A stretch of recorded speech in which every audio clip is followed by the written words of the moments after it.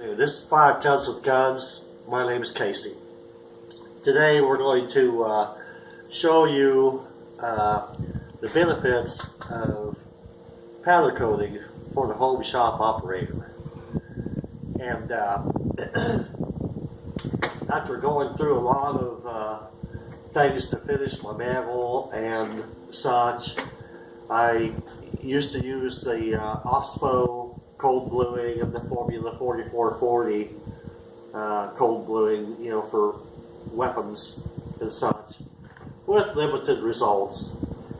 And then I thought I'd try this sodium hydroxide, which is lye, and then the sodium nitrate. And the more we got to reading about it and what you have to go through to make it work, I think that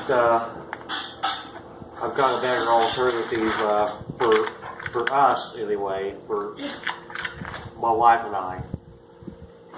So we're not going to do that. That's just a bunch of you got containers and stuff boiling and seething and fumes and such. But anyway, here's how you can apply your powder coat. Now, everything on this little project here that is blue or green is the powder coat. Now, this is how you can really make your project look really, really good, and it will be clean, and it'll stay cleaner too. So, anyway, enough of that. We started our powder coating, over a year ago, by doing our bullets.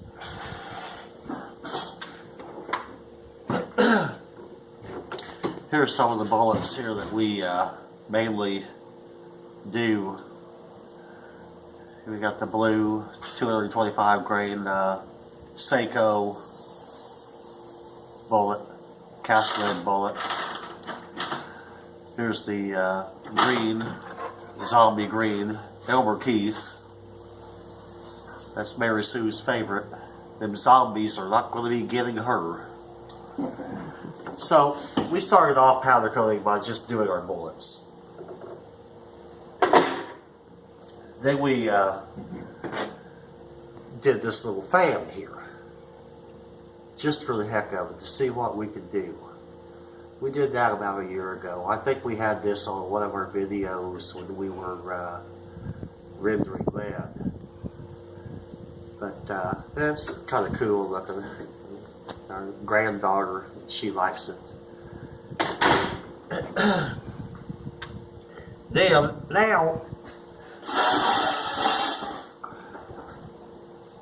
you can also take some of the rustiest, rust-pitted tools and dirty tools like this, and you can powder coat them and make them new again.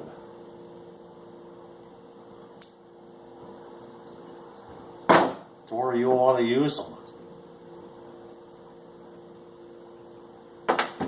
See how nice that come out?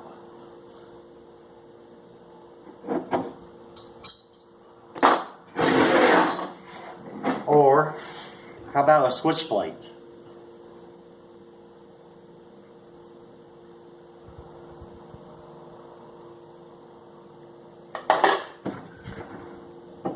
Okay, wheels.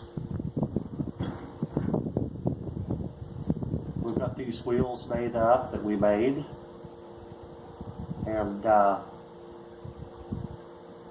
they're so glossy and slick and clean. And let's get a close-up here of how it can make a weld look really nice.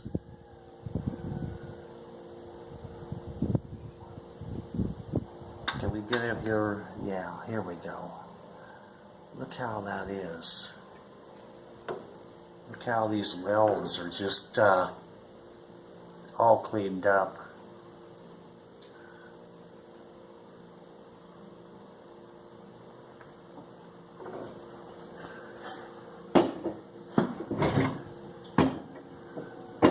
So anyway, I'm going to show you and tell you, well, I'm not going to show you. I'll show you some things, but I'll tell you a lot on how to do this. With a minimum investment of $20, $30, $40, depending on where you get your toaster oven. This one here came from Walmart for $19.95, so we got $20 already into it. You got your baskets. You can make those, or you can buy them. 5 inches by 7 inches. You can make them out of hardware cloth. 1/4 inch hardware cloth. They hold up good. Here's one right here that we have used quite a bit. Here's your grill here. You set it on.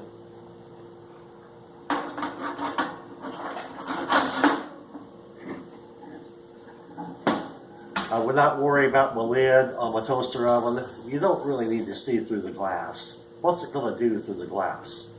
Okay? Alright.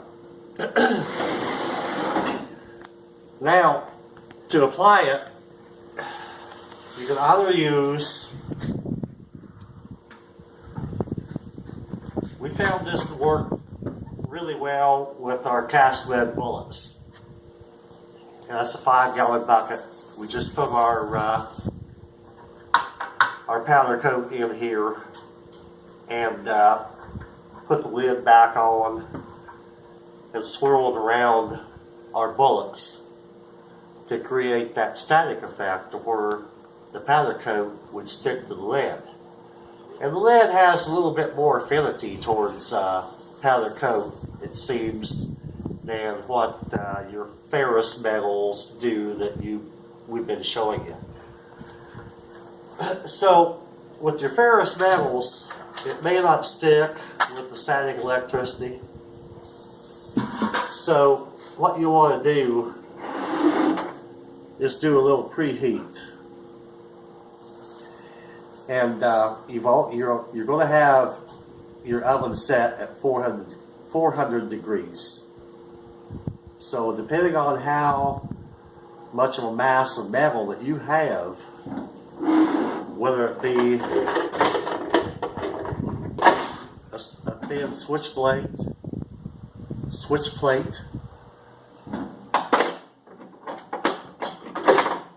or a tool, well, your preheat time is going to vary. Not by much though. But your preheat time will be like from 3 minutes to 7 minutes, depending on what the mass of metal that you're doing. Now, if the static part does not work, you can always preheat it. And then after you get done preheating it, you can either swirl it around in the bucket to get a coating on it, or you can use this method with the sock. And the sock, you can take it and go up and down with it. This is cornstarch. Well, we're inside here, and by the way, you don't really, I would not recommend doing your powder coating inside, and I would be outside. But this is an example of how you can apply your powder coat to whatever kind of parts you're making for your project.